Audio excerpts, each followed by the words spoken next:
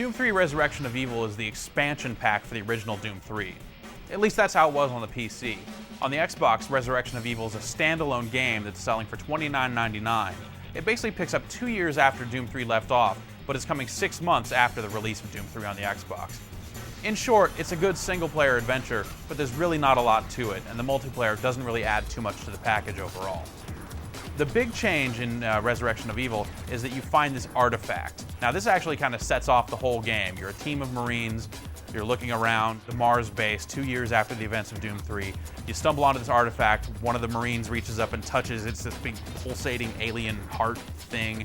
And as soon as he does, it wipes out the rest of his team and, of course, opens a portal to hell. So demons everywhere all over again. So you grab this artifact and you're carrying it around with you the whole game as you try to basically take it back to where it came from and seal up the portals once again.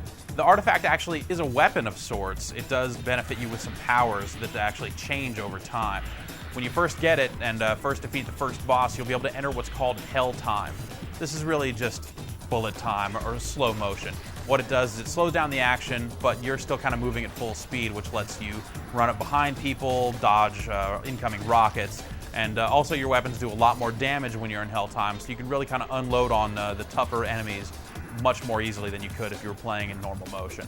Along the way, the artifact will grow and take on some new abilities. Eventually, it'll slow down time and give you berserk power, which, if you play the other Doom games, that's like, one punch basically makes everything explode.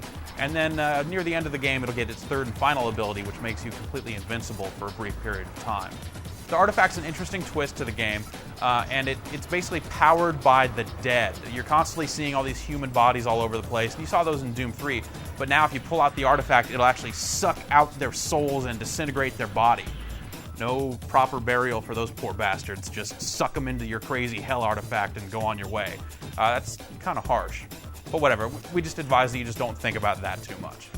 Overall, the game will take you somewhere in the neighborhood of 6 to 8 hours to complete. It's a pretty straightforward adventure, so even though finishing it will unlock the Nightmare difficulty setting, there's not a whole lot of reason to go back through the campaign. They've tried to add some additional stuff to the game to give it some more value, and that includes the old Doom games. You get Ultimate Doom, Doom 2, and the Doom 2 Master levels.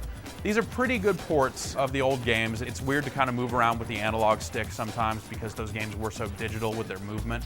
They're good ports, they run really quickly, and they're pretty cool.